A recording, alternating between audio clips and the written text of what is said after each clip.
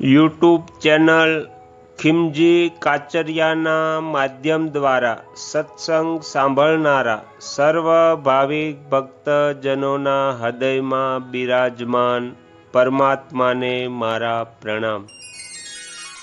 આજે આપણે નારદ પુરાણમાં 22મા ભાગનો પાઠ સાંભળીશું। હરિ ઓમ।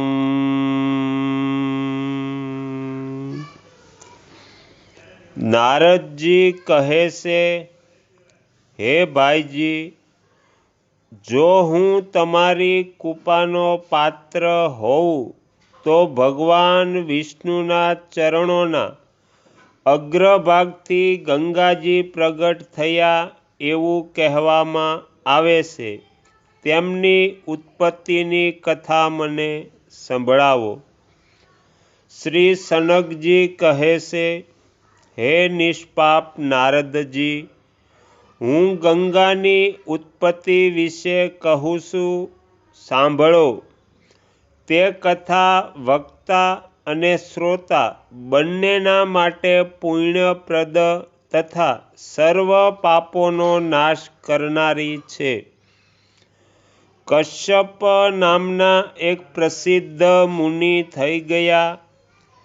તેઓ જ ઇન્દ્રાદિ દેવતાઓના જનક છે। દક્ષપુત્રી દિતિ અને અદિતિ આ બંને તેમની પત્નીઓ છે।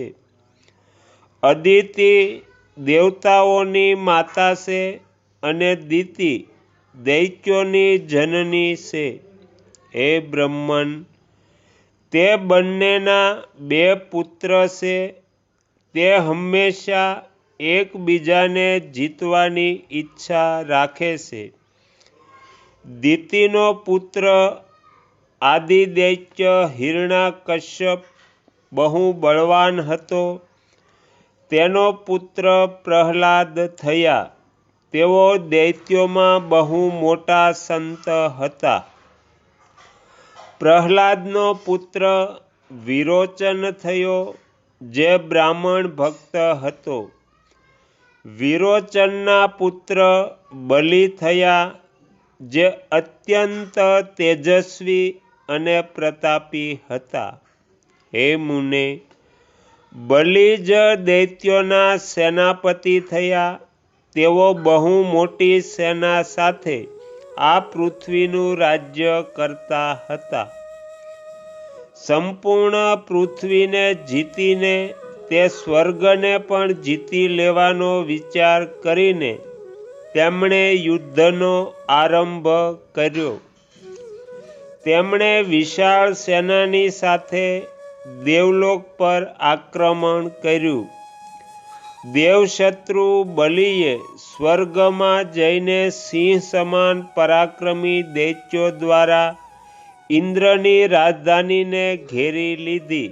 ત્યારે ઇન્દ્ર વગેરે દેવતા પણ યુદ્ધ માટે નગરમાંથી બહાર નીકળ્યા। ત્યાર પછી દેવો અને અસુરોનું ઘોર યુદ્ધ થયું। દૈત્યોએ દેવતાઓની સેના પર બાણોની ઝડી વરસાવી દીધી। સામેથી દેવતાઓ પણ દૈત્યો પર પ્રહાર કરવા લાગ્યા। ત્યાર પછી દૈત્યો પણ દેવતાઓ પર નાના પ્રકારના શસ્ત્રો દ્વારા ઘાતક પ્રહાર કરવા લાગ્યા। પથ્થર, ભિંદીપાલ, ખડગ, પરશુ, તોમર, પરિઘ, શુરિકા, કુંત, ચક્ર, શંખ, મૂસળ, અંકુશ, હળ, પટીશ, શક્તિ, ઉપલ, શતંધની, પાશ, થપ્પડ, મુક્કા, શૂળ, નાલિક, નારચ, દૂરથી ફેંકવા યોગ્ય અન્યાય શસ્ત્ર તથા મદગરથી તેઓ દેવતાઓને મારવા લાગ્યા। રથ, અશ્વ, હાથી અને પાયદળથી ખીચોખીચ ભરેલું તે યુદ્ધ નિરંતર વધવા લાગ્યું। દેવતાઓએ પણ દૈત્યો પર અસ્ત્ર ચલાવ્યા, આ પ્રમાણે 1000 વર્ષ સુધી આ યુદ્ધ ચાલતું રહ્યું. અંતમાં દૈત્યોનો વિજય થયો અને દેવતાઓ પરાસ્ત થઈ સ્વર્ગલોક છોડીને ભાગી ગયા. તેઓ મનુષ્યના રૂપમાં છુપાઈને પૃથ્વી પર વિચરવા લાગ્યા. વિરોચન કુમાર બલિ ભગવાન નારાયણનું શરણ લઈને અમોઘ ઐશ્વર્ય, અપાર લક્ષ્મી અને મહાન બળથી સંપન્ન થઈને ત્રિભુવનનું રાજ્ય ભોગવવા લાગ્યા. તેમણે ભગવાન વિષ્ણુની પ્રસન્નતા માટે અનેક અશ્વમેઘ યજ્ઞો કર્યા. બલિ સ્વર્ગમાં રહીને ઇન્દ્ર અને દિગ્પાલ બંને પદનો ઉપભોગ કરતા હતા. દેવમાતા અદિતિ પોતાના પુત્રોની આ દશા જોઈને બહુ દુઃખી થયા. તેમણે એવું વિચાર્યું કે હવે મારે અહીં રહેવું વ્યર્થ છે. તેઓ હિમાલય પર ચાલ્યા ગયા. ત્યાં ઇન્દ્ર માટે ઐશ્વર્ય અને દૈત્યોના પરાજયની ઈચ્છાથી તેઓ ભગવાન વિષ્ણુના ધ્યાનમાં તત્પર થઈને અત્યંત કઠોર તપસ્યા કરવા લાગ્યા. કેટલાક સમય સુધી તેઓ નિરંતર બેસી જ રહ્યા. તે પછી ઘણા સમય સુધી બંને પગ પર ઊભા રહ્યા. પછી ઘણા સમય સુધી એક પગ પર અને ધીમે ધીમે પછી એક પગની આંગળીઓના બળે પણ ઊભા રહ્યા. થોડો સમય તો તેઓ ફળહાર કરતા રહ્યા. પછી સૂકા પાંદડા ખાઈને તપ કરવા લાગ્યા. ત્યાર પછી ઘણા સમય સુધી તેઓ માત્ર જળ પીને રહ્યા. પછી વાયુનો આહાર પર અને અંતમાં સર્વથા આહારનો ત્યાગ કરી દીધો. હે નારદજી, અદિતિ પોતાના અંતઃકરણ દ્વારા સચ્ચિદાનંદ પરમાત્માનું ધ્યાન કરતા રહીને 1000 દિવ્ય વર્ષો સુધી તપસ્યા કરતા રહ્યા.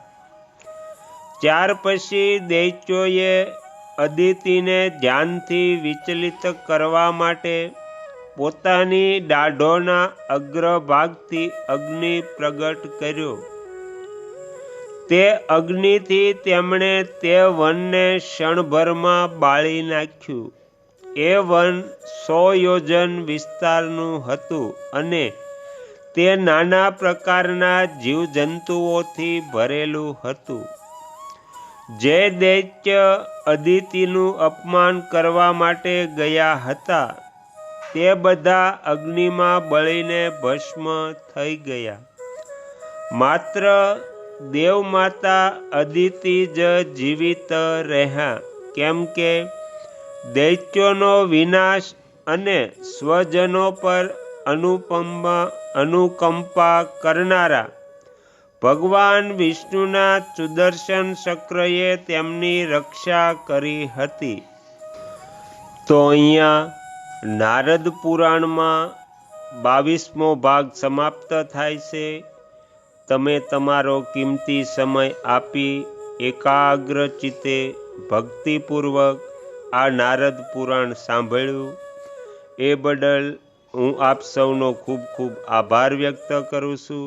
અને તમને જો આ નારદ પુરાણ ગમ્યું હોય તો બીજા 5 લોકોને સંભળાવજો.